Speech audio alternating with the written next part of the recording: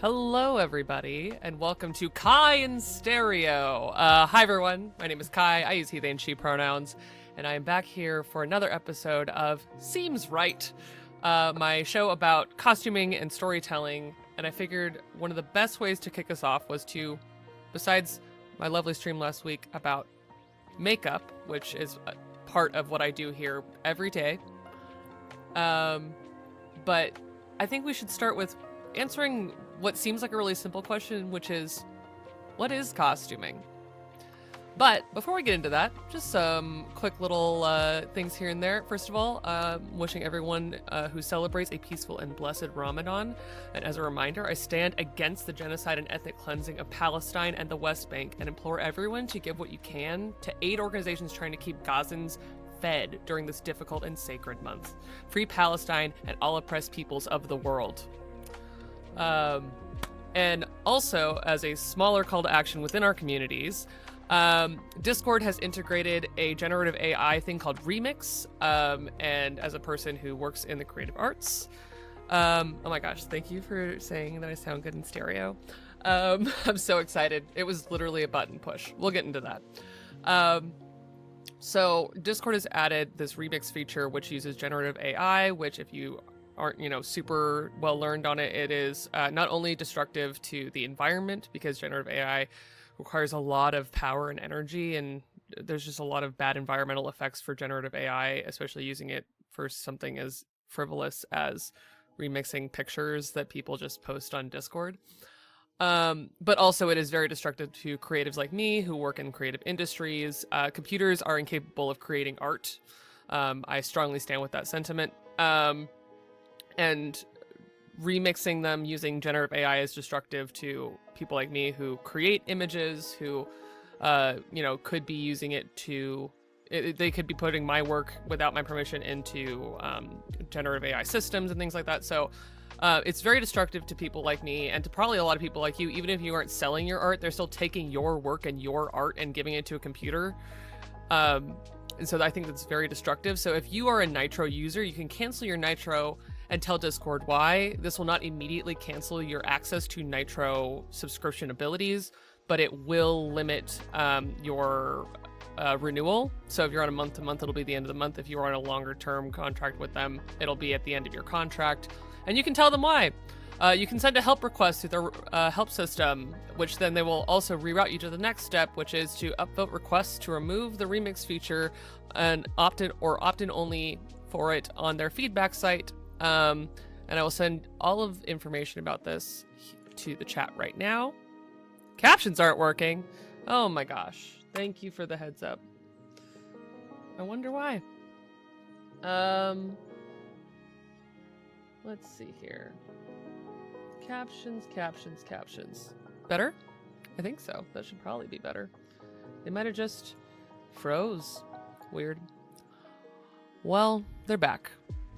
So yes, please go and look into that if that is something that you feel like you can give your energy to. And specifically, public feedback forums like the one that is linked in the Blue Sky thread that I sent is a way not only for us, the public, to tell them, hey, we don't want this, but also as a way to show other people that we are in solidarity and holding them accountable for their very absurd choices. And last but not least, a fun announcement, as you might have seen in chat and on my socials. On Thursday, I will be streaming my affiliate qualifying stream. Thank you for the new follow. I also got my stream integrations all working, so we have alerts now. We're fancy. But my affiliate stream, Bad House RPG just followed me. Hello, Bad House RPG. My affiliate stream, so my final piece to qualify to become affiliate, is on Thursday. I will be streaming the game Stray, which is a personal favorite of mine, where you play a cat. And it seems really soft and fluffy when I say it that way, and that's just not true. I cried so hard playing this game, but I absolutely love it. It is a beautiful work of art, and it is an incredible deep dive into a very non-Western point of view on some things, because it is actually based on, at least in large part, an old neighborhood that I think is gone now. I think it was in Hong Kong. but it was one of its original concepting things was this small city, and it was within the city. And the game itself really captures the spirit of what it means to live in a very, very tight space. But as a cat, you're just exploring it and interacting with it, and you are able to kind of experience it in this really beautiful way where you're also just a little guy with a robot friend. So that will be on Thursday, March 6th at 5 p.m. Pacific, 8 p.m. Eastern, and you can come and we can look at cats together. Hello, Sium. Thank you all for the new follows, and once I become affiliate, we'll be able to open up subscriptions and a bunch of other things, and stay tuned because I will have some information about what will be on offer for that. Okay, well, without further ado, I'm going to change screens, and we're going to look at answering the question of what is costuming. Because, so a little bit of background, if you don't know this about me, I am a professional costumer. I've worked in film and television for many years now. And I also have a background in live theater, live entertainment, dance, all with the focus on costuming. I have a bachelor's and a master's in design for entertainment media and theater and performance studies, both of which are the focus on costume design. But the way I kind of talk about it as a TTRPG creator is I have a master's in world building and character design. And that isn't just about the aesthetics, that is also about who they are all the way down to the things that they hold. Oh my gosh, thank you for... I love this background. It is one of the greatest things I've ever purchased in my life. It is a room divider. My professional experience with costuming is quite vast. You have probably seen things that I have touched, moved, worked on, documented in a lot of recent Marvel properties. I worked for Marvel for a few years. I've worked on Westworld. I've worked on a bunch of projects in various behind the scenes capacities. I also used to work for Disney doing things for parks and resorts. So I've done a lot of work in costuming. But the thing that I've always been the most interested in is specifically costuming, not as an extension of fashion or as an extension of like aesthetic, but actually costuming as an extension of self. So let's get into that a little bit. First of all, I'm on the wrong slide here, which is silly. All right, so what is costuming? As I go through all of this, please feel free to drop questions in the chat. I'm happy to answer questions. I would love for this to be a conversation with everyone. This is a slide from a presentation that I absolutely adore doing at gaming conventions, talking about costuming as world building, but I thought it was a really good jumping off point for our conversation today. So the question is, what is costuming? According to a few different dictionaries, this is a pretty good set of definitions. The prevailing fashioning in coiffure, jewelry, and apparel of a period, country, or class. An outfit worn to create the appearance characteristic of a particular period, person, place, or thing. And the third one, a person's ensemble of outer garments, especially women's ensemble of dress with coat or jacket. So these are actually very broad definitions of three very different things, which I think is very funny. So usually when people, at least in my experience, think about costuming, they think about, stuff like the Oscar-nominated costume designs, or they think about Halloween costumes. So I have this adorable slide of this family with this little girl dressed as a witch.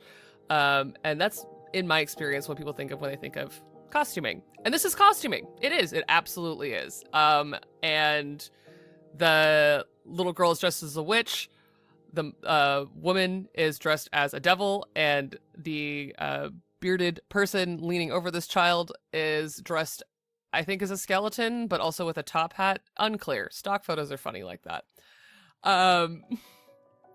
But this this version of costuming is very commonly seen as reductive and very often is classified as somewhat childish or naive, in my experience, because it is so much more about playing pretend, which I think is not childish as a person who professionally plays pretend.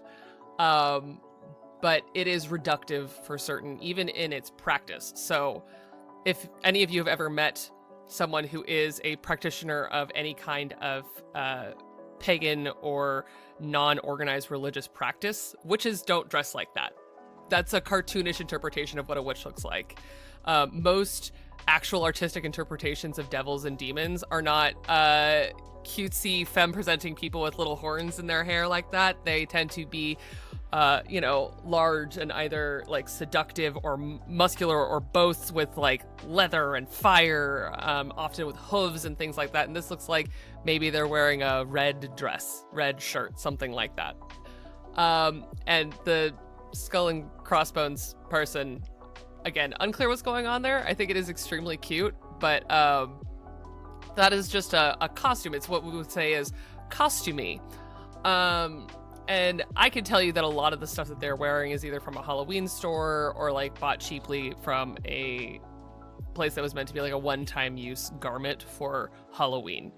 And that's costume. It is. And within this category, and I say this with all the love in my heart as a cosplayer myself, is cosplay. That is also the creation of a costume. And that is the loving practice for my deep and passionate love of cosplay. It is a loving practice of creating worn, fan-made, transformative art, or curating it. So buying cosplay or making cosplay is, in my opinion, a slightly more like fulfilling version of still this like whimsical approach to dress. The next definition on the definition list is an outfit worn to create the appearance characteristic of a particular period, person, place, or thing. So this is similar. Oh wait, sorry, I have this backwards. The first one is the costume of a period. So that's going to be these lovely women from this beautiful French fashion plate. I'm going out of order. I got excited. I was looking at the pictures because I love this Halloween picture so much. But the fashion plate, which is the way that over great distances, even in the earliest days of the printing press, we would send out prescriptions of what was fashionable.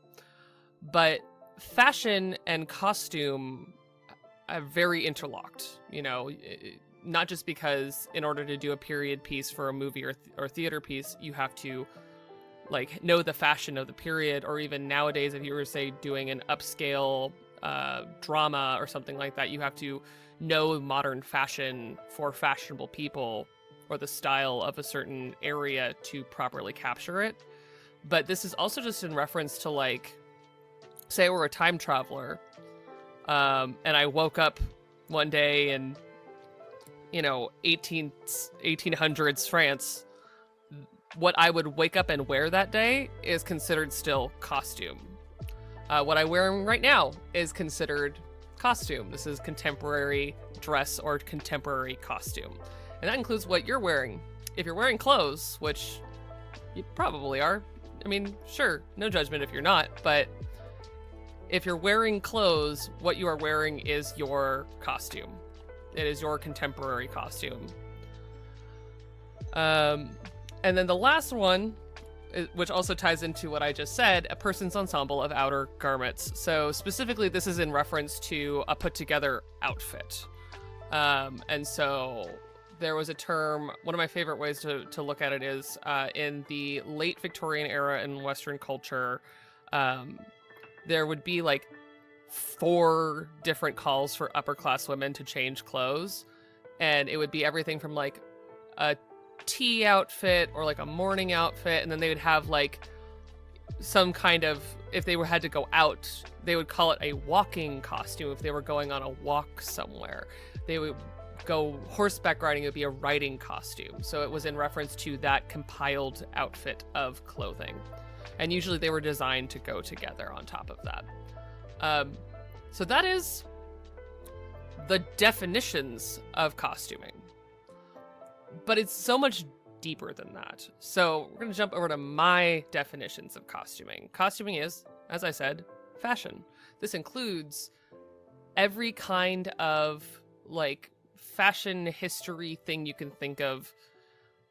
Runway stuff, all the way down to like, you know, buying the thing that, even though I dislike it and will probably eventually talk in great detail about it, I have a strong dislike of quick drop ship, like online ordering clothing, because that garment production process and industry is so destructive. So like this goes into what people talk about fast fashion. Fast fashion is fashion.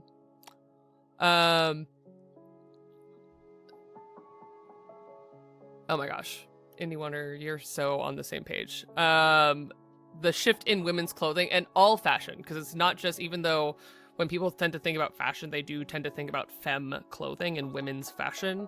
All fashion that has become so quick, and it has literally just sped up and sped up and sped up since fashion truly existed, which we'll get into, has made people more and more desiring to move on to the next thing. But what happens to the thing that you just had is always the question of waste, or can you reuse it, which nowadays that's somewhat unfashionable. And plus people don't have the same skills that they used to have to restyle garments. So fashion is also a piece of industrialization. True story, fashion was actually invented to bolster the economy of France.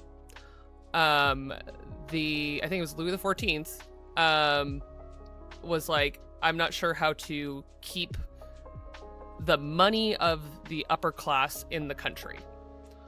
And one of his advisors said, well, why don't you dictate that every season they change clothes? And that they should, if they're good French citizens, buy French fabric and French clothing to then change with the seasons, thus putting a lot of money and expectation on the aristocracy to put money into France every 3 months. And they did. And they did it for years. And then there were prescriptions about how they would change fashion. And so through that, people were dumping money into the industries of textiles and garment makers, all kinds of tailors and things like that, and dressmakers, because the king said to. That's it. That's the only reason fashion exists.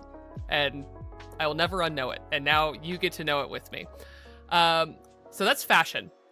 And that also includes dress from all regions, including all kinds of Eastern dress. All of that is, if it is fashion, it is covered under that. Cultural dress, which is a different form of dress that is tend to be something called fossilized. So cultural dress, which usually includes folk dress, specifically is what I'm talking about when it says something is fossilized. So folk dress, you'll notice, especially like European folk dress is a really good example of this, that it tends to be a nostalgic looking backward as to how people used to dress in that country, whether that is like rural German folk dress, when you think of like lederhosen.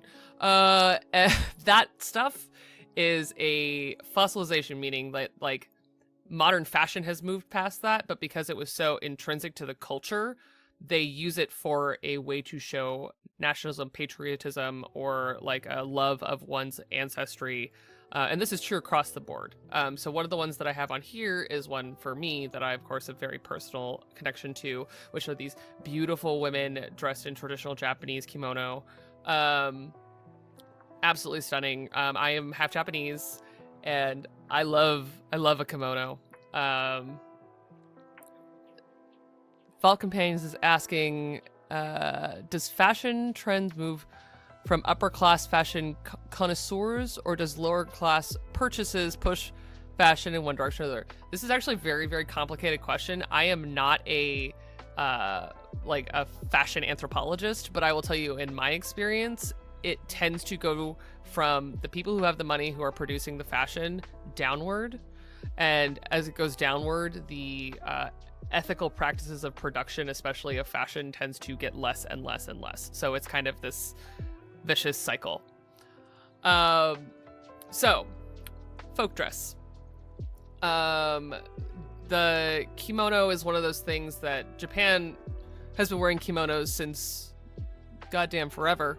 And while you can go to Japan and there are people still wearing at least pieces of traditional Japanese dress in their daily wear, this is definitely something to be worn for like festivals. So like we are coming up on, it might have already passed, but there's like a bunch of festivals in late winter into early spring. I mean, there's festivals year round in Japan, but like that are very notably times where people like get dressed up in really traditional dress. Like there's a coming of age ceremony that I think already happened, in which young people get nice traditional clothing as their like coming of age ceremony dress.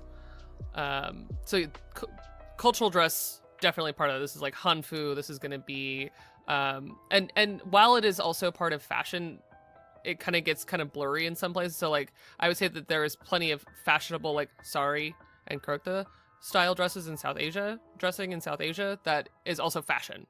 So it kind of gets blurry in that particular regard because people do still wear cultural clothes that are modern. Okay, contemporary dress. I'm wearing a button-down shirt that is actually a hilarious like throwback style shirt that's been really fashionable lately to the like 1960s and 1950s. But modern contemporary clothes. So again, what you're wearing is a costume. Practical dress. This includes all kinds of safety equipment. So say you're going fishing and you need to put on waders. That funny overall suit with little booties at the bottom that's all rubberized that makes you sound dreadful. That's a costume. Safety glasses, hard hats, all of that, costume. And the same thing goes for uniforming. This includes police, military, firefighters. All of that is costume.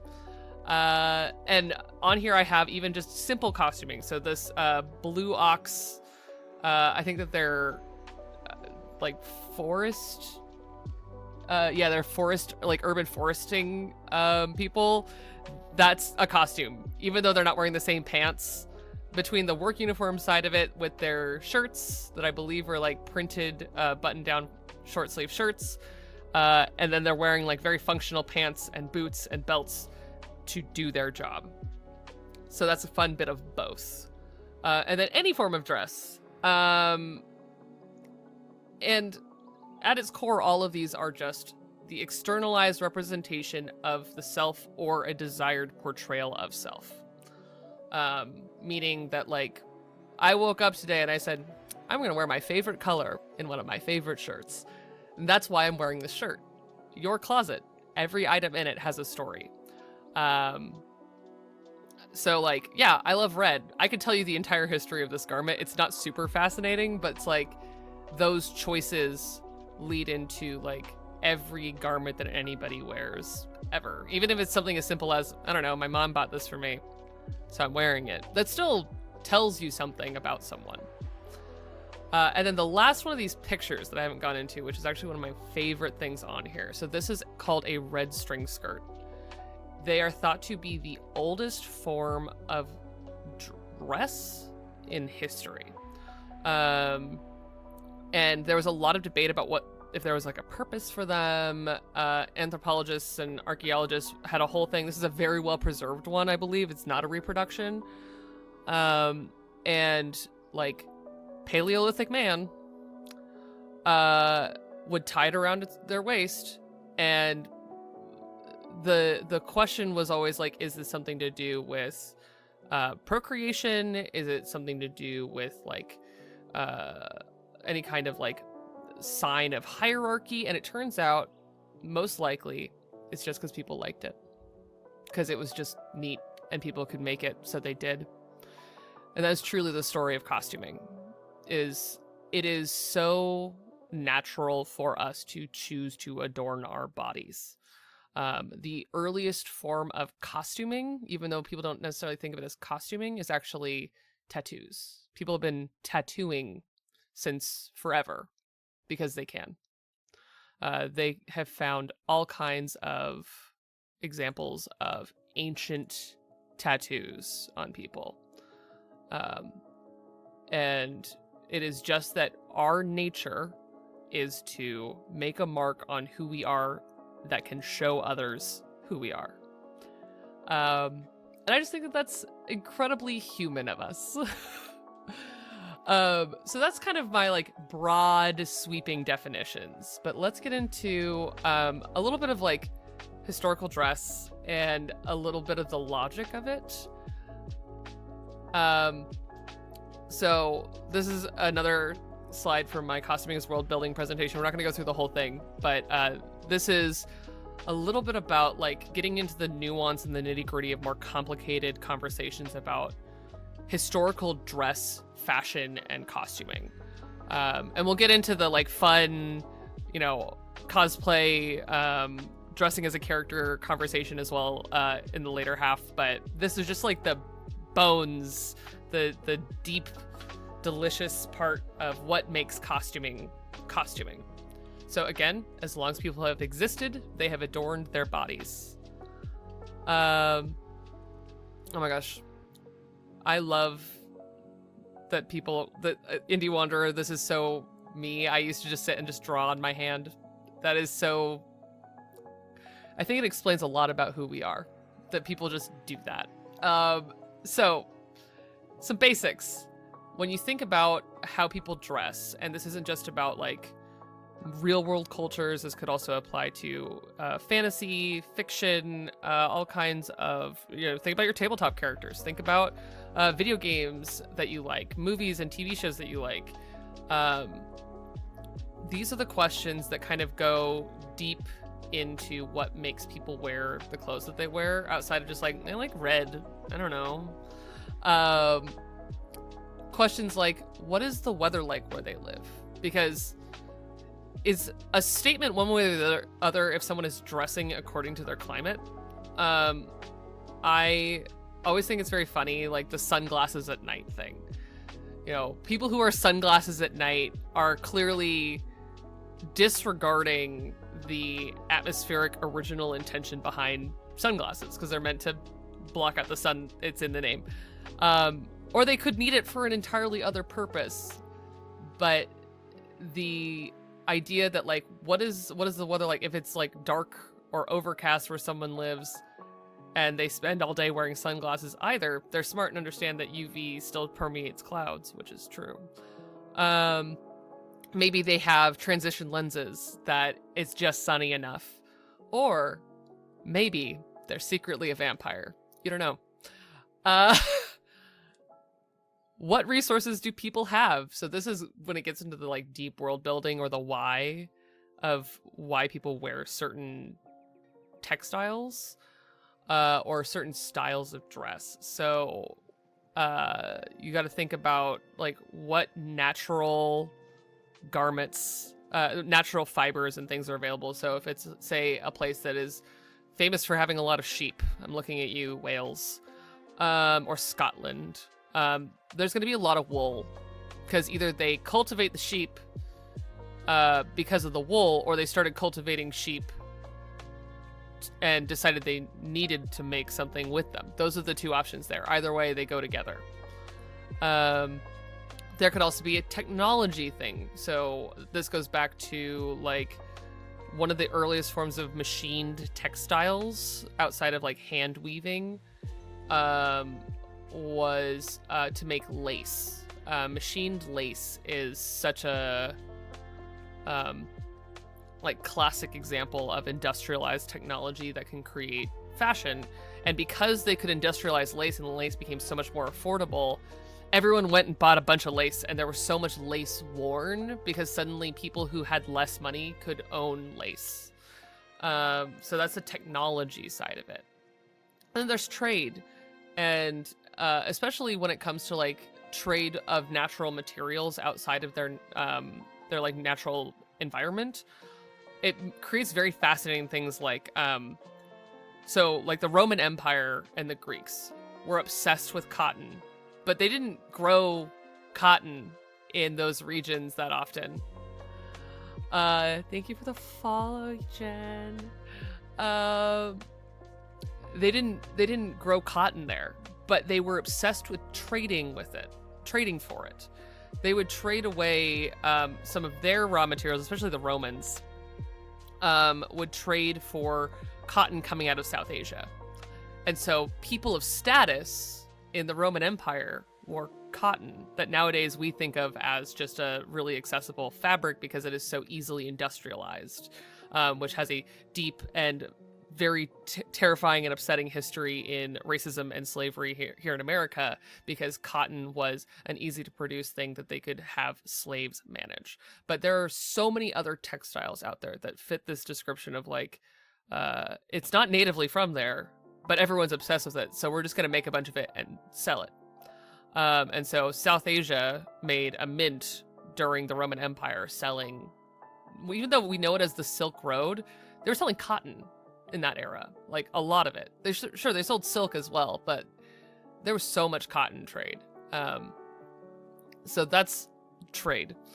And then, of course, the practical questions about, like, what activities do they do? Someone who goes horseback riding is probably not going to wear a pencil skirt.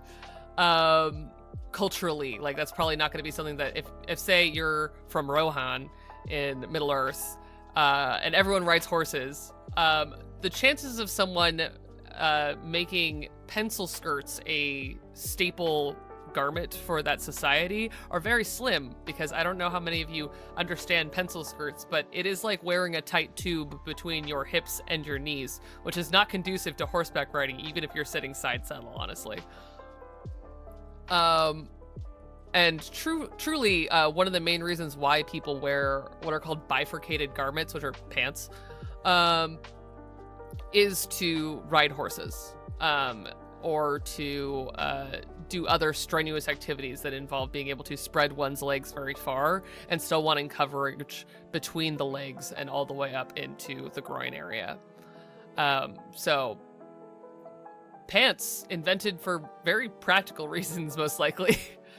And then societal structures. So going back to the thing I was talking about, the Romans being obsessed with cotton. Sometimes it is about scarcity and all of the, terrible economic structures. I'm so curious how you can confirm that pencil skirts on a horse are not fun, because I have some delightful questions about that. So yeah, what societal structures exist? So this goes into like the question that Ball Companions asked of who dictates the fashion.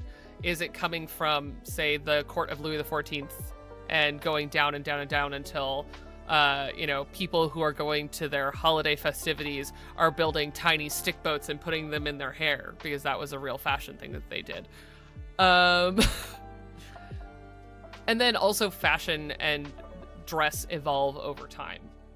So it isn't just like, what do I wear now? It's what will this same garment look like or mean in 10 years? If someone even were to make it again in 10 years, would it still be fashionable? Or would it look like a relic? Would it be vintage? Or the fun thing that I am living through for the millionth time, honestly, as a millennial is, it's interesting that suddenly the 90s are super fashionable again, and people are wearing like baby doll t-shirts and stuff like that. I'm like, that's my youth. Oh no. So fashion evolves. And also materials, even the best made things, degrade over time. You can keep them, but if you keep them, they also aren't worn and thus are only kind of fashion. So there's a myth out in the world that people have gotten larger over time, like humankind as a species has gotten larger, and anthropologically speaking, that is probably not true. It is only, we think that because the shoes that have lasted a long time and the clothes that have lasted a long time are very small. And so we think, oh yes, people used to be very small. The reality is those were probably clothes that were too small for people to wear, or they were things that were worn. So it's like wedding dresses. Wedding dresses famously, like brides since forever who have worn wedding dresses wanted to look small and youthful in them. And so wedding dresses tended to be small, intending for the bride to look youthful in them, or for vanity of any kind of fashion of the body, which is a whole other thing. Human bodies as a metric of fashion, but the size of garments that have lasted is actually not indicative of the size of people, because there's a lot of long history of people being in all shapes and sizes. So if anyone ever tells you that there weren't like fat people in the medieval era, they're lying to you. If people tell you that there weren't, tall and pear-shaped people in the 50s, they're lying to you. Because it's just, or they just don't know, because it's just not true, because people have come in all shapes and sizes since forever. So we've got a question about vintage sizes significantly more small than what we would do today. So the sizing thing about specifically, I find this more true with femme garments, but there's something called true size and there's something called fashion size. True size is going to be the size of a dress form, actual tailoring mannequin, essentially. And those have not changed as long as anyone has made them, basically, because it is about specifically the measurement in certain areas. So I tend to work in menswear when I'm doing like tailoring and things like that, but so my examples tend to be more mask oriented, but the forms are the forms. So when we're talking about like sizes of garments seeming smaller, it's actually because those dress forms are the same size.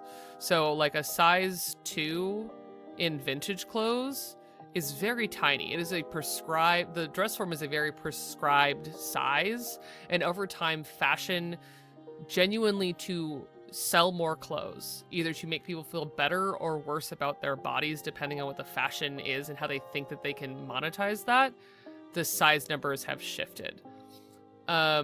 Thankfully, in the modern era, where people have been a lot more loud about diversity of body types, because there is no one prescribed size of human, as I was literally just saying, the size ranges have gotten more accommodating without, I think, while reducing the number of garments that at a certain size, people just start going, I don't know, it's just a box. Because that's not actually how clothing should be made or fit, or it's not a way to treat your fellow human. But also to that same end, like, my journey with my costume actually I started wearing more mask clothing, not because even at the time I was like, well, I only want to wear mask clothes. It was because my torso is very long, like absurdly long. And I couldn't find femme cut garments that fit me correctly because the waist on them is in the wrong place. And so my shoulders were too broad and the waist was in the wrong place for garments that actually fit me. And if I made them fit my shoulders, or ones that put the waist in the right place, I was wearing garments that were much too large for me, because body types are different. I don't know if you know, but like there's a reason why specifically like jeans and dress pants are sold with the inseam measurement, or they're sold completely unhemmed, because everyone's legs are different lengths. So it doesn't really matter about your height. It's about how long from the highest point of your crotch area to below your ankle bone is. It has nothing to do with how tall you are. So I have very short legs for someone my height. I always have a joke with my mom. My mom has a very short torso and very long legs, and I have a very long torso and very short legs, that if we swapped, one of us would be very short, like maybe, well, not very short, but compared to, we're both like 5'6" plus. I'm 5'8" on a generous day. One of us would probably be like 5'3", 5'4", and one of us would probably be over 6 feet tall, because bodies just do that. So fashion has some, especially like for production fashion, like industrialized fashion, has some shortcuts that they do to make it easier to sell to people. But there are companies and lines that are trying to accommodate for more body types.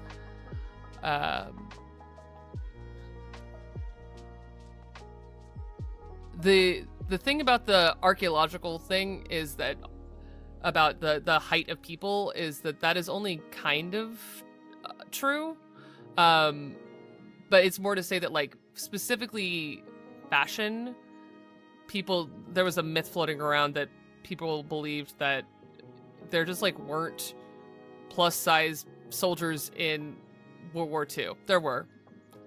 They existed. There weren't, brides in the 50s that were over like a size 8, and that's also untrue. So it's the sure, over like the entire evolution of humankind, maybe we've gotten bigger and taller as a species, but like overall in the scope of fashion, we haven't changed that much. Where was I? Uniforming. So uniforming is something that I have a very deep love for as far as costuming and costume history goes. And it is something that, so I mentioned before, fossilization of dress. And uniforms are a very good example of fossilization of dress. And my best example is the Catholic Church. Content warning, I'm going to talk briefly about the way that Catholic priests dress. I will not be going into any detail about the religious practices, more to just talk about it as a historical garment. So modern Catholic priests wear this big, I think I actually have a slide of it in here. Maybe not. This is a whole other part of my presentation. I don't. I lied.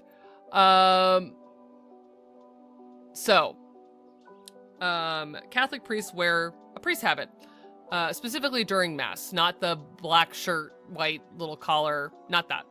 The like big, drapey, gold, green, it doesn't really matter, clerical dress of a priest that is giving Mass. They tend to be these large, kind of U-shaped, almost poncho-like garments with a somewhat high collar with adornment on it. That garment and variations of that garment have belonged to the Roman Catholic Church since the Roman part of the Roman Catholic Church. When Rome stopped becoming Rome as we know it in classicism, it became Byzantine, and the Byzantine dress of that era basically looked the way that priests dress now. That is fossilization. The Catholic religion said, we're going to dress like this, and they just never changed. They might wear it slightly different, it might be made differently, but at the end of the day, their goal is to always continue to make that Byzantine dress, which is wild. So uniforming is this practice of remembering and repeating something that is not fashionable. It has nothing to do with fashion. It has something to do with a belief or a love of something, doing something just to do the thing that it is referencing.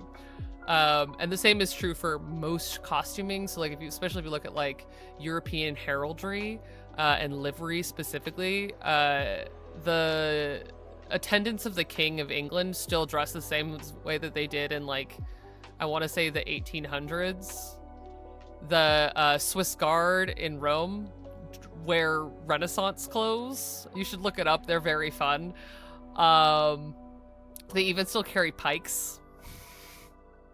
Because fossilization is how we think of,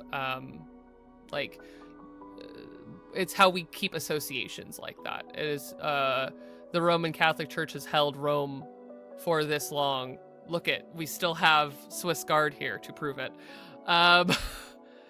Fossilization is, in my opinion, one of the ways that like culture is kept, whether for good or bad. And that is seen in livery and heraldry. It is also seen in military uniforming and police uniforming, all of which largely exist because we're all just humans, and so how do you, it's the shirts versus skins of, more organized either warfare or civic action. Yeah, that's what is costuming, in my opinion, and it is a vast array of things. We're gonna come on back over to this.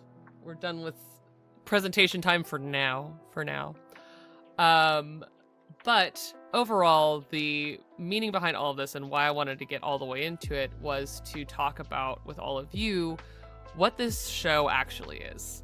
Besides a fun little pun, the show is going to be about taking all of this thought and logic and turning it into, how do we talk about world building? How do we talk about storytelling?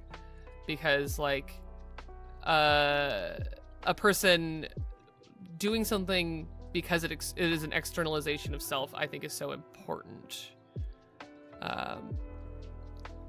I cannot stress enough how much like designs for your tabletop character, what characters look like in media, all of that says so much about who they are. And even if it is stuff that is largely intended for aesthetic purpose, even those aesthetics tie to parts of our human experience. So like a character that maybe doesn't wear clothing that fit as well, we can read a lot into that. Either they don't have the money to have a tailor, or perhaps they like their clothes oversized. Maybe it is because they've lost some, size for whatever reason. It could be that they are wearing the only thing they can afford. All of these little things all tell a story. And that is how costuming can inform character, down to just the most finite details. And this goes into color, fabric, the style of the garment, because I think the most fruitful way to look at costuming is actually going, where did you get that? Where did you get that piece of clothing? Or like, what is this alluding to in our real human experience? So like in the West, if you say like someone's wearing a white dress, we're largely programmed to go wedding dress, even though that's not necessarily true. People have worn white dresses forever for all kinds of reasons. But if I just say white dress, people are going to go wedding dress. And so some of it is just knowing how things tie to our human experience, our collective unconscious, and either overcoming biases that maybe we should get rid of about, any one category of things. See, yes. Thank you, Val. People dressed in all white is funereal dress in a lot of Asian countries, including in India. There's some really interesting things specifically to do with color and about like there's so much culture in how we perceive garments, and it says a lot about our experience where we are from, how we observe costume. Yeah, I'm so excited to answer more questions. We're gonna go on a break in a couple minutes. I could talk all day about costuming. A little bit more about just kind of the breadth and intention is that costuming also has to do with the wearer. And one of the things that you should always be conscious of, especially when you're thinking about costuming, is especially if you're wearing a costume that is not your own. It is not your folk dress. It is not your clothes from your closet that you chose for yourself. The question you should always ask yourself is like, is this for me and the politics of my body? So I am a person of color. I am a non-binary person. So one of the things that I always think about is like, does this represent the person that I am? Or am I borrowing something that is not mine? And whether that is to do with like costume for a character, or say I want to wear an interesting piece of clothing from another culture, one of the best things that I always try and take time with myself is, why do I want it? And is it mine to wear? And so the ongoing conversation of like Japan has always had the opinion that people can wear kimonos. I have no like barrier to me wearing a kimono no matter what. I'm Japanese, but other people, all of you watching this, even if you are not Japanese, you should know that Japan loves it when people wear traditional Japanese dress. Like, they are thrilled that people want to buy kimonos and happy coats and all the other gak. You want to wear your hakama or whatever, like, go for it. They do not hold those things as sacred, but then the question is it something that you want for you? Or are you consuming it because you are maybe exoticizing another culture? And that's something only you can know, honestly. And I don't assume that people are doing that when they wear kimonos anyways, but like, that's just an example of thinking through the process and the politic of, is this for me to wear? But if you're down with all that, then yeah, wear a kimono every day. That's rad. I think you should do it. That kind of stuff.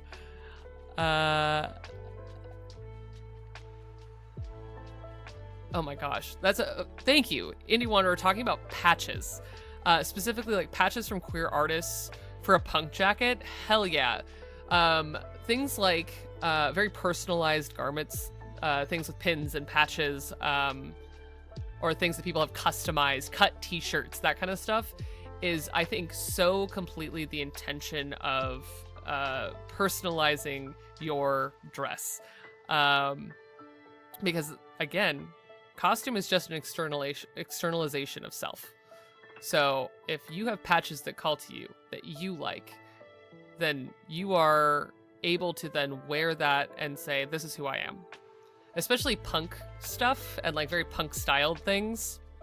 Punk is meant to be a refusal of like the status quo of, this is what fashion should be, this is how people should dress.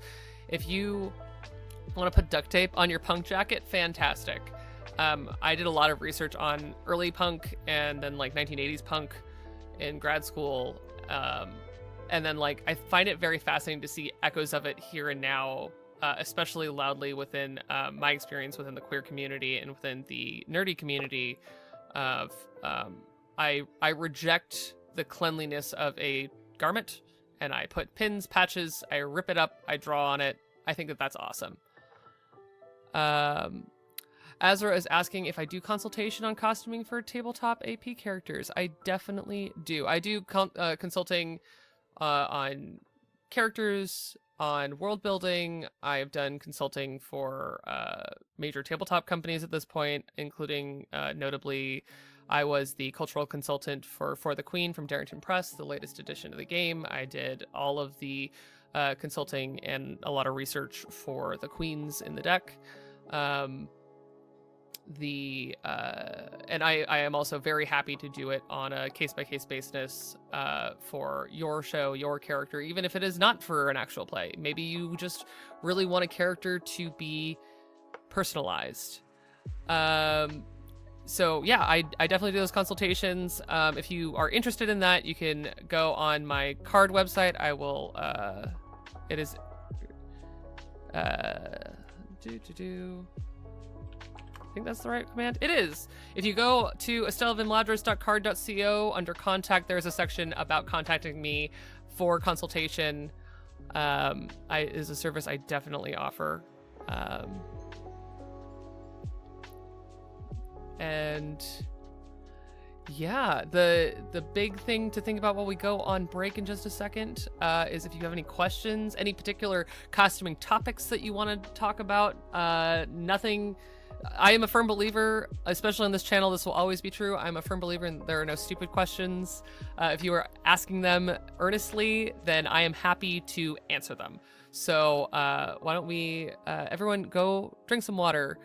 If you need to eat something, please eat something. Go pet your pets, stretch your legs, and we will be back in about 10 minutes. Thank you so much for this amazing first half.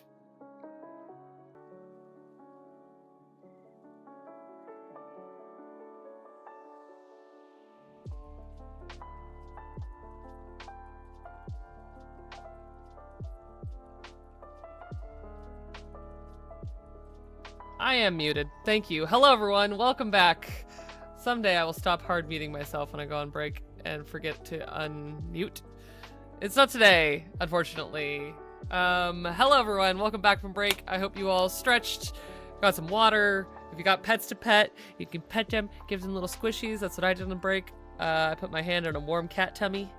And yeah, captions are frozen again.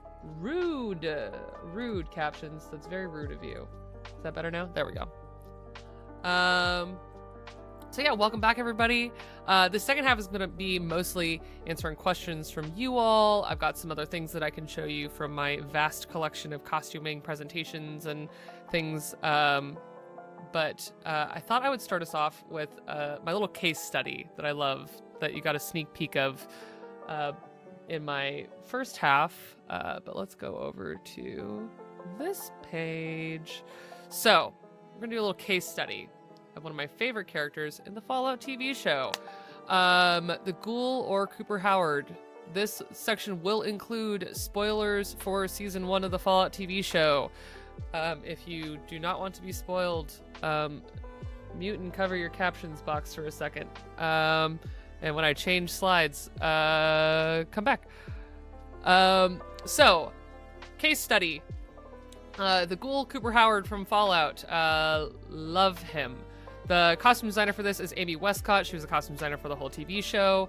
And the Ghoul / Cooper Howard was played by Walton Goggins. Something really important and near and dear to me, just a little bit of a sidebar about the entertainment industry and costuming, which is that costume designers historically weren't even credited. And then once they were credited, which was a very hard fought battle, they are still the lowest paid department head in film, basically, on any project, because it is seen as women's work. And so the pay gap in film and television for costuming is nearly absurd. Costume designers make, I think it's like 30% less than art department heads, even though they're basically doing the same job for different disciplines. So one of the things you'll always try and see me do is credit costume designers and give them the love and credit they deserve. And on to this amazing costume design. So Cooper Howard is a film actor in the past of the Fallout TV show, when the world was fine. If you don't know, Fallout is about an apocalypse, and the world that all of the games and the TV show are largely set in is a post-apocalyptic world. And don't worry about the math as to why this happened, but Cooper is a main character, but is a very different version of himself in the apocalypse time. So this is Cooper Howard as an actor working for Vault-Tec, one of the main companies featured within the Fallout TV show and Fallout as a franchise. Their main colors are blue and yellow, as you can see in this delightful picture of him wearing a vault suit, the signature look for Fallout. And specifically, I wanted to call attention to the colors and also the style of it, the cut of the yellow actually going around the collar and down the front, because that will be important in a second. So he was a spokesperson for Vault-Tec in the past in the TV show. And so then, of course, he was also in a lot of movies and other content that was created with Vault-Tec money. So, paid a lot of money, and he becomes a Vault-Tec actor. And he is in a Vault-Tec inspired cowboy shirt in this movie scene that they show being filmed in the show. And it is literally the exact colors of Vault-Tec. The only difference, of course, is that it has this yellow on yellow embroidery of like scorpions and things on the shoulders, in this otherwise, pretty traditional Western style shirt with absurd fringe on it that I absolutely love. And even around his neck, they wanted to make sure that you remember that the Vault-Tec collar on the jumpsuit is there with a yellow bandana around his neck. And then the apocalypse happens and a bunch of bad things happen. But even well into the future, hundreds of years later, I think. I don't remember how math works anymore. Apocalypse happens. Even as the Ghoul, as the way that we see him in the TV show, he's still wearing that same shirt. And along this whole journey, they want you to remember that Vault-Tec made this man the way he is, and he hasn't let it go either. Because he was wearing a vault suit when he was actually wearing a vault suit, but he's still kind of wearing one now. But it's dirty and almost unrecognizable. And it's something that I think is so well done in this show, because to me, that is character. That is costuming, telling the story of this character. Because he has such beef in the future. But he still hasn't let it go. And whether that is nostalgia or what, but that is the same shirt, and I'm sure it is rank, disgusting, and full of holes. But he is still wearing his Vault-Tec cowboy shirt well into the future. Yes, legendary beef. And he also is wearing the same hat, which I just think is neat because I love hat.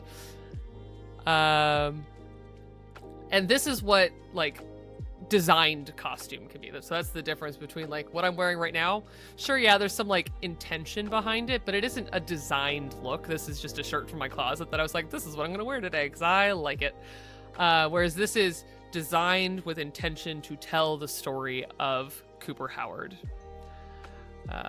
Yeah, so let's, goodbye, Coop. Love you so much. And I could go on and on about case studies like this, because the core of a good costume will always find ways to tell pieces of who that character is. And even if it's something as small as, like, say your character has a favorite necklace. Why do they have that necklace? What does it mean? What does it mean outside of them? Like, is it just a rock that they found? So people are going to look at it and go, why are you wearing a rock on a necklace? Or, you know, is it something precious that even other people would recognize? So that's like the vault suit. If you look at it, you're really like, that's a vault suit. And it has meaning to others. But some of the best things are also just, thanks for following me, JPG. Oh my gosh. So the little pieces that people wear could be meaningful to lots of people. Or they could mean something only to the wearer. So if you're just wearing a rock, say it's just a river stone, that's just a river stone. Like, there's millions of them in the world, billions of them. But if, say, that river stone for your character is like the one that they've had since they were a child, that was from the river that they learned how to swim in, and swimming is a core part of their life, then that's a story. And, oh, why do you wear that river stone? Now has an interesting answer to it. And you can do that with every single thing that a character wears, or that you wear, because you can also design yourself. That's the whole thing about, like, experimenting with gender, is that sometimes it is about designing who you want to be. So how I look now was through purpose and also incidentally kind of designed, because this is now who I am. I've designed my life. I am a work in progress that I am creating at all times, right? And I think everyone is. But with intention behind it, you can choose, oh yeah, I wear certain pieces of jewelry to mean certain things. So, like, for those of you who are fans of Transplanet RPG, I bought this ring for Zynon for Arc 2 when he was an archer. And I've worn it ever since, every day, pretty much. It is a ring for the style of archery prevalent in Asia, which is thumb pole archery. And I love archery a lot. It is very personal to me. But also I love Zynon a lot. So wearing this ring became very like, oh no, I'm just gonna wear this every day. And so there is intention behind something as small as a ring that almost no one notices.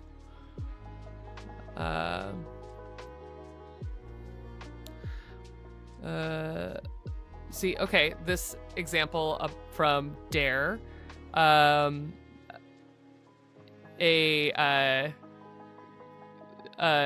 gems were so expensive. So he bought a garment and sewed polished rocks into it because he didn't want to spend money on gems and thought they looked just as pretty. That's interesting. And people are going to look and go, wow, this is beautiful. Are these rocks? Did you polish rocks and sew them into this garment? And that tells an interesting story and tells people about that character's perspective on wealth. Because people did sew gems and still do sew gems into clothing. And I just think that little details like that are truly what makes something, it goes from being like the story of this garment is boring, of like, yeah, it's a t-shirt so that my body is covered and I'm not seen as indecent and it kind of fits me. And I bought it for like $10 in a bulk pack. It takes it away from that, which is just a very utilitarian answer, which is not bad, but it lacks personalization.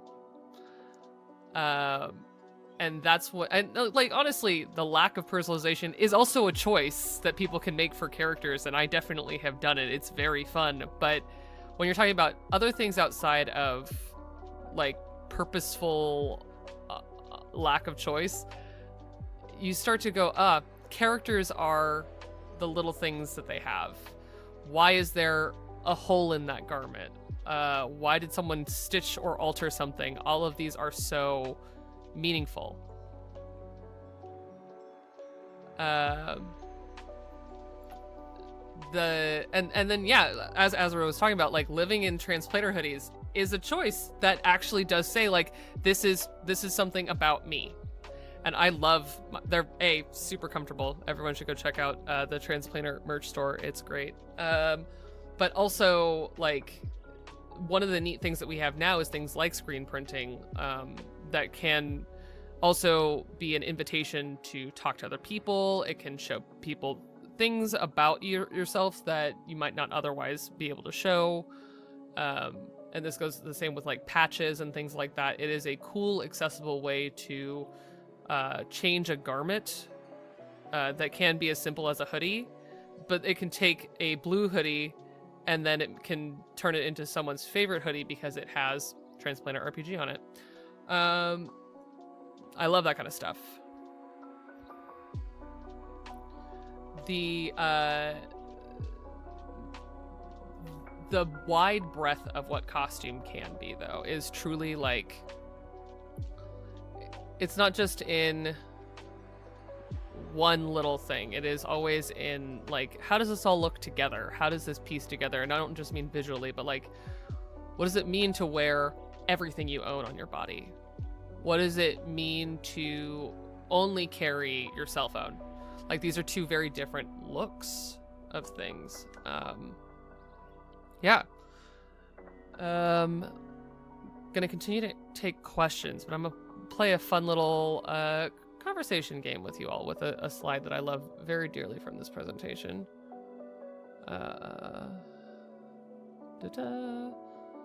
So, we're gonna talk about just one person designing a character. I've got some very fun examples on here. So, of course, always the first question, where and when are they?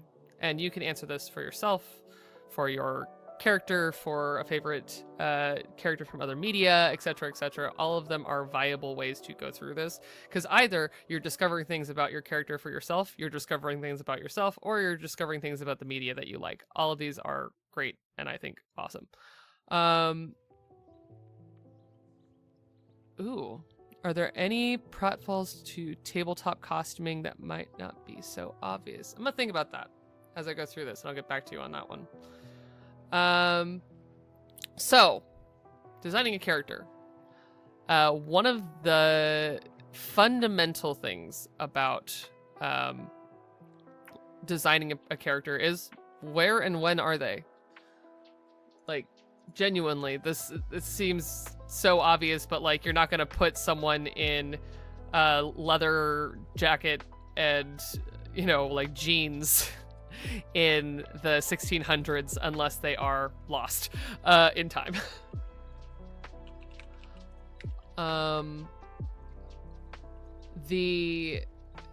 But also maybe they are out of time. Then that's a choice. Maybe they are someone who holds on to things longer than they should. I designed a musical set in 1933, and there was a character who was so nostalgic for her glory days. She's a little bit older than a lot of the other main characters. And so I put her in a 1920s drop waist dress instead of a 30s more like body contouring dress. Because one of the biggest things about identity is also we are from a specific point in time. You could be current, you could live in the now, or you can evolve and change only a little from who you used to be. There are people who still wear their high school Letterman jacket as 40-year-old people in the world, that kind of stuff. The answer to that is a lot more complex than just physically where are they, when are they, because it says a lot about who they are if they are 10-15 years out of fashion. To answer the question about tabletop costuming, that might not be so obvious, so specifically I'm going to talk about doing things that are uncomfortable, and I don't just mean physically uncomfortable. Like, my number one thing is always like, don't wear a suit of armor if you're gonna go play tabletop. Even for like a performance, it better be A, really comfortable, and B, you better be like pretty secure in wearing it, because wearing something big, bulky, heavy, and awkward to move in, because armor, sure, yeah, is made for fighting in. Most armor is not super good to sit in for long periods of time. So the one of the big things is wearing something that you are comfortable in, but also checking in with like what other people are comfortable with. Or like in my case, I feel like it seems pretty much a given if you followed my work and you're going to cast me in something, like, you know that I like dressing up. I dress up for my home offline games and stuff too. Like, I just do this. This is just my personality. But there might be people who are uncomfortable, and so having that conversation is important as well. And then, yeah, wearing something that isn't gonna hit your microphone, obscure your face or your ability to speak if you are being on camera, that kind of stuff is all super important. Otherwise, it's just always having empathy for the fact that costuming is expensive, buying clothes is expensive, and most projects, my thought is always like, unless you are paying people, there should not be an expectation of costuming. But if you are paying people and you are expecting costuming, offering them tools and ways to help. So like, that's another thing that I definitely consult on, is like, if you wanted to put together a show, I could help people put together things within a budget, that kind of stuff. I've done so much of that in my life. So yeah, it's about costuming, expensive. Maybe you're doing a Vampire the Masquerade Modern Chronicle, and even then, like, saying that there's an expectation, there are a lot of other invisible barriers around people being able to show up on stream in the same costume every week or every 2 weeks or however often you record or do your show. So it's more about the real human things and less about how people wear clothes. Does that make sense? Another question. How does one deal with the idea that no one will really care about the small details? Okay, I have a lot of things to say about this. Like, I can make small important details for my D&D character, but I will probably be the only one who notices them or cares. So 3 things here. First of all, life is in the details. As one of the things that, as the more you hear me talk on this subject, you will hear me say this all the time. The life of something isn't in what you see from 50 paces. Sure, yeah, there's a person in a vague person shape 50 paces away. But the true, that's a background character. That's not even an NPC. That is a village person described in one word in a whole group of people. A character, a PC and NPC, in the case of tabletop, is someone who has texture.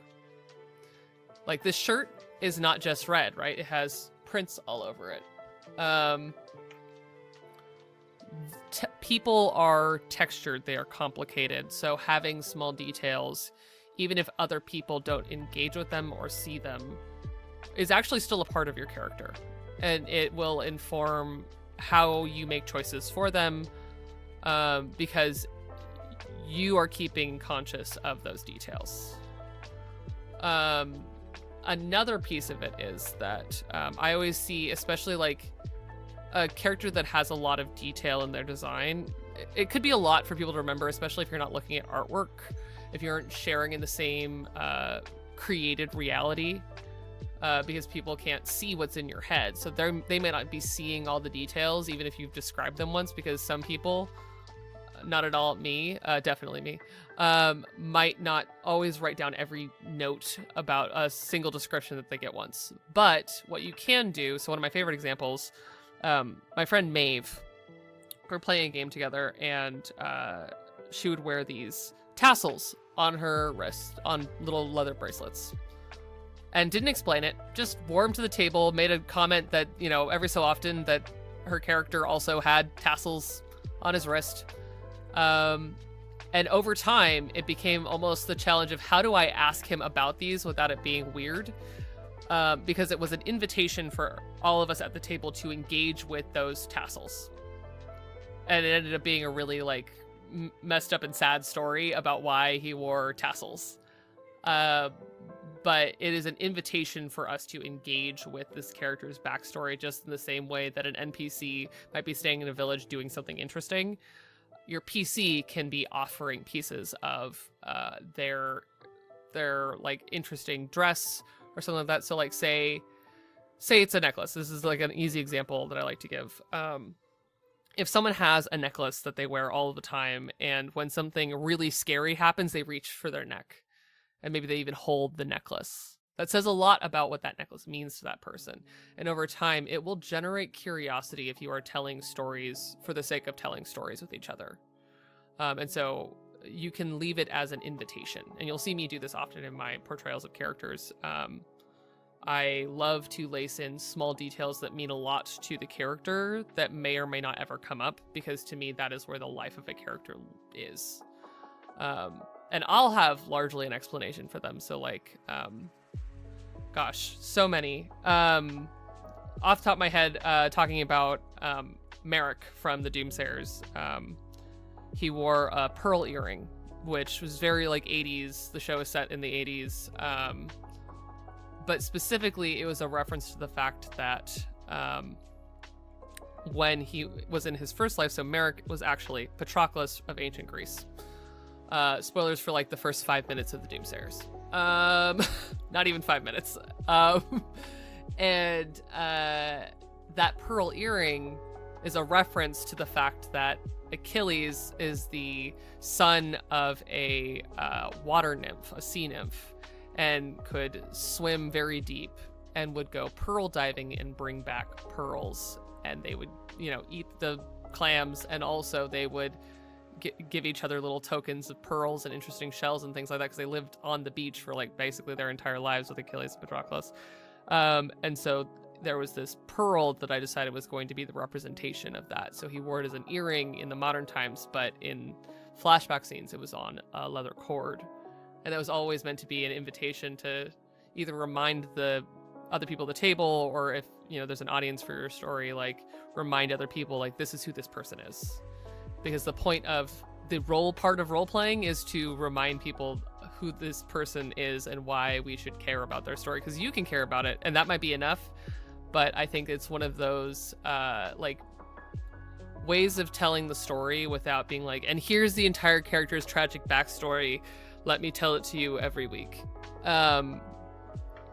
Yeah, I'm so sorry that if you've had that experience of people not noticing. It's very hard. It takes time and care, and maybe it's something as simple as like I would say if you have something that's like the necklace or something, or the pearl earring or the tassels, if you can find a way to represent that either physically on yourself, if you are performing in a way that people are able to watch and engage with you, or if you are able to just even pantomime it and say like, oh, and they clasp their necklace, oh, they touch the earring, that is so much a way to invite people to engage with that. So it's also an invitation.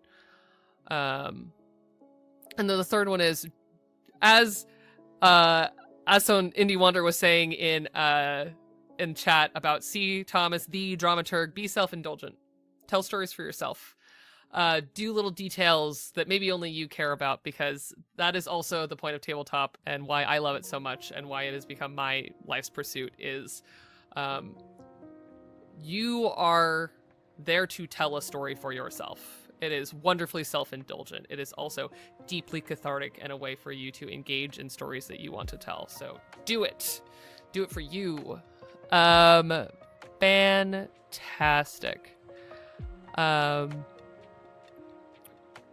Just catching up on chat really quick. Yeah, I love Blister Bean was talking about like little details, little secrets. I love little secrets in costumes. That's the whole thing about the Ghoul and why I like that is it's a little secret just for people who are looking. There's one point in time where he like his jacket falls open a little bit and you can see that embroidered scorpion, and I'm just like, it's a little secret just for me because I'm watching. I am so glad that was helpful. Please keep asking questions, everyone. I'm really enjoying. I hope that this conversation is helpful to everyone. I'm going to go back to this designing your character. What real world inspirations are you drawing from? I love this part because we are an accumulation of experiences, right? So my deep Rolodex catalog of media touchstones and figures that I look up to and styles that I like are things that I access every time I watch something, every time I design a new character, when I write something, when I engage with media. It's all in here all the time. And like I put 2 on here that I think just live rent-free in my brain, which is the Doctor from this is the 10th Doctor from the Satan Pit is the name of the episode, but like I don't think anything about the episode. I think about this costume though all the time. That is Doctor Who in a fascinating orange spacesuit with this big yellow helmet, and it's just such a like claustrophobic feeling costume because of the way that they show it in the episode. But I think about this costume when people are like, yeah, a like astronaut suit, a deep sea diver suit. This is some of the stuff I think about. And that particular look, really, I don't know. There's something about this orange jumpsuit that I really, really like. The other example that's on here is the only Furiosa from Mad Max Fury Road. Obviously, the 10th Doctor, is played by David Tennant. The costume design is by Ray Holman. And Furiosa from Mad Max Fury Road is designed by Jeannie Bevan, I believe. Oh, gosh. And then obviously Furiosa is played by the singular Charlize Theron.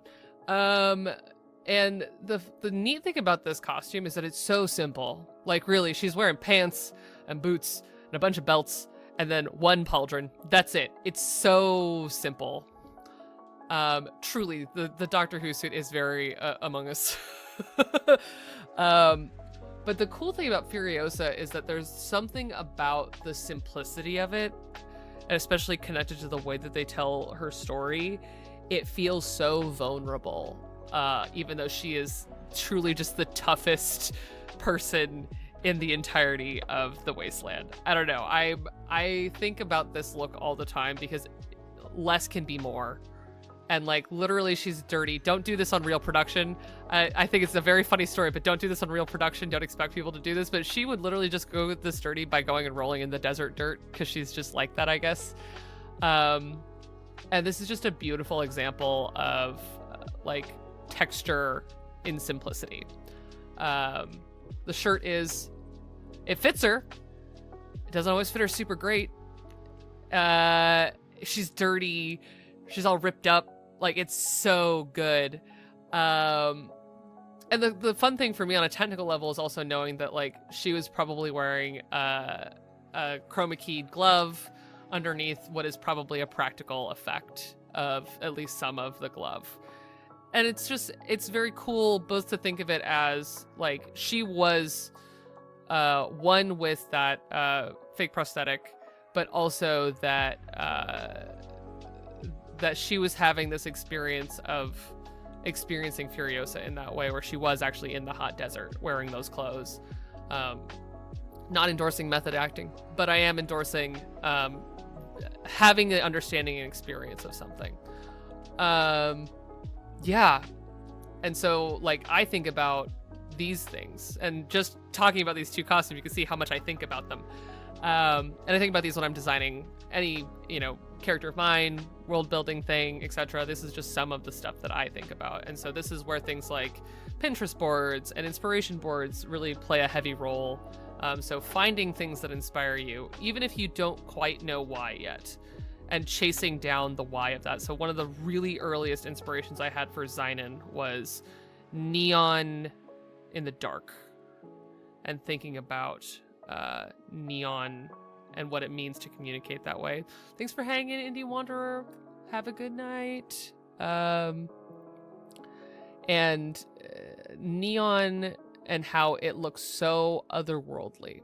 And I chased it down until it was a feature, and it was part of the world building, and it became very intrinsically a part of the character because I was inspired by it, but also I could then use it to tell a story. And you can go the other way, and you can say, like, I want to tell this story over here of someone who's from a place that has a long night cycle. How does that look in externalization? Or you can go, here's this externalized thing that I like. What does it mean in storytelling and world building? You can go either way. Neither is right, neither is wrong. They are both fine. Yeah. Now getting into where did they get what they're wearing? Because everything comes from somewhere. Again, like maybe they made it, maybe it was given to them, maybe they found it. I love a character with a stolen garment. I love a character wearing something that is really incongruent with the rest of what they're wearing, because everyone goes, why are you wearing that? What's going on with that? I just think it's neat. Yeah, was it a gift? Is it something they found? Did they buy it? Things come from somewhere. Did they barter for it?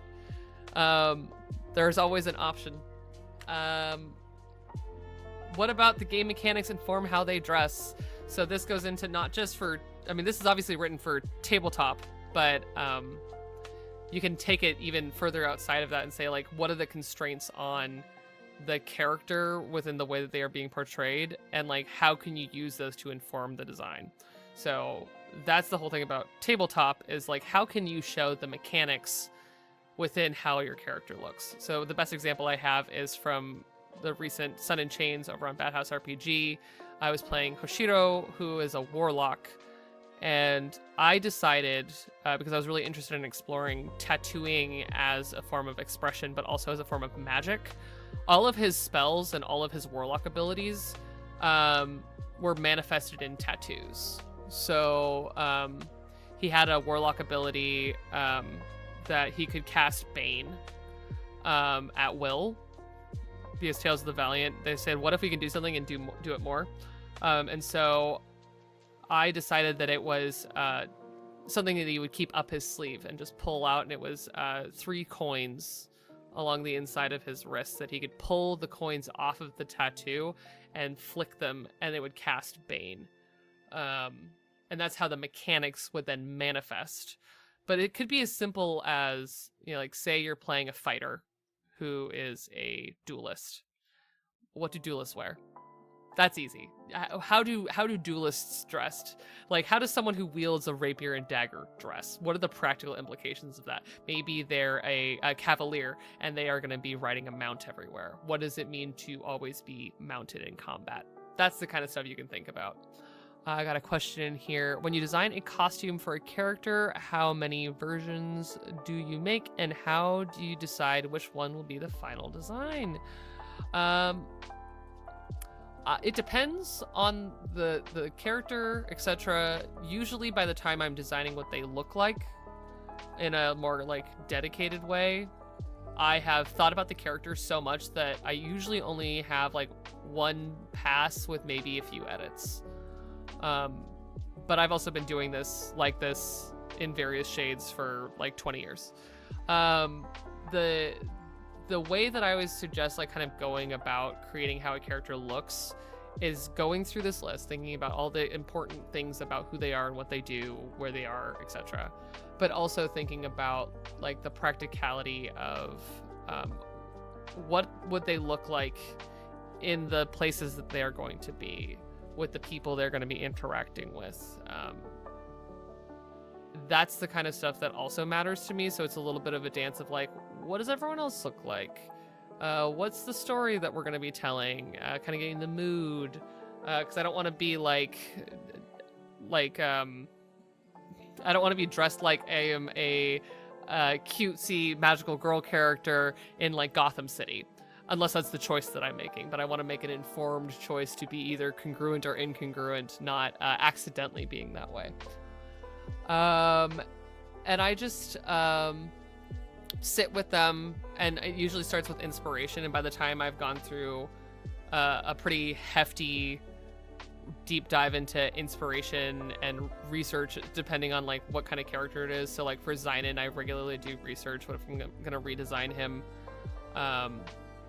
for like what the markings are, and going in and looking into like what those markings mean, as I was saying in the makeup stream. Like I do all of that research, and by the time the research and like a style board on Pinterest or wherever has been created, I have a pretty good idea what this character is going to look like.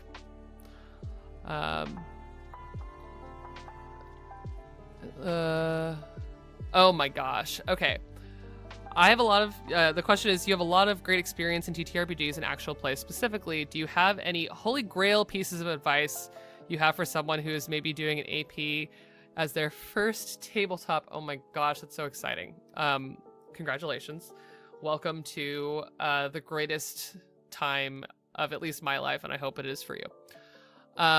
My biggest advice is always be in touch with yourself and be realistic about your time and what you will enjoy. I am always very clear with myself where the boundaries are of like how much time I'm willing to put into something. So my biggest advice is do what is going to work long term for you on a project from start to finish. So if it's a short AP, if you're doing a one and done one shot, if you wanted to do something in the costuming world, first of all, talk to your fellow castmates, talk to the table, make sure that everyone's down. But also, like, do something that makes sense for you. So, like, unless you have a lot of disposable income, maybe don't buy a bunch of stuff. Also, because that is how, like, costume waste occurs. I find that, like, Halloween is a very wasteful time of year because people buy something they're going to wear once and then they throw it away, or it rots in the back of their closet forever. So do something that makes sense for your budget, for your time. So don't like plan to wear something very elaborate and do a bunch of elaborate makeup, but you only have like an hour before call. And if you don't have that hour every session, don't do it. Do something simpler. And then, yeah, lastly, just make sure that you are, this is like a general pitfall, I think, of actual play, both in costuming for your personage, but also just like characters, system choices, setting choices, etc., is make sure it's a story that you should be telling. That's the like big one, is always like, is this a story that I should be telling? Either like, is it a story that I, like, say you're playing Coyote and Crow. Maybe you shouldn't dress as your character. It might be okay for you to play the game, but the moment that you start wearing clothing that doesn't belong on your body, that's where it gets a little bit like, be very careful around things that you put on your personage. Oh, yes, I love this. Having a high-key and a low-key version of an outfit helps. It certainly does. One of the other big things is that because I have the luxury of this being my job, I tend to keep characters' costumes all together. So like I might wear it and then wash it and then hang it all together. So like Zynon's look for Arc 3 lives on one hanger and then one hook in my house. And that's pretty much the only places, so that if I'm looking for that costume, I can just go grab it, put it on, and know that I have everything. And I tend to do this with a lot of looks. So like tonight, I'm going to go over to Happy Jack's RPG, and my costume for Bob and Lure is all on one hanger right now. So yeah, time management is actually my biggest thing in general with actual play and tabletop. Okay, so speed run of the last things on this page. What do they wear underneath their outer layer? Most people only design characters for what they look like in their artwork and not what's underneath. Make sure you know what's underneath, because eventually your character is going to jump into a river or have spicy times or whatever, and you're going to want to know like what's underneath there, because they're not just going to wear a jacket all of the time. What equipment do they carry? Again, like if they're going to wear a satchel, maybe make sure that you like how a satchel looks with their clothes. Do they have any specialized safety equipment, like this amazing spacesuit? I think everyone should design things with spacesuits. What accessories do they wear? Because people wear accessories. They just do. I don't know. Maybe it's sunglasses. Maybe they always carry a phone and a clip on their belt. So many options all of the time.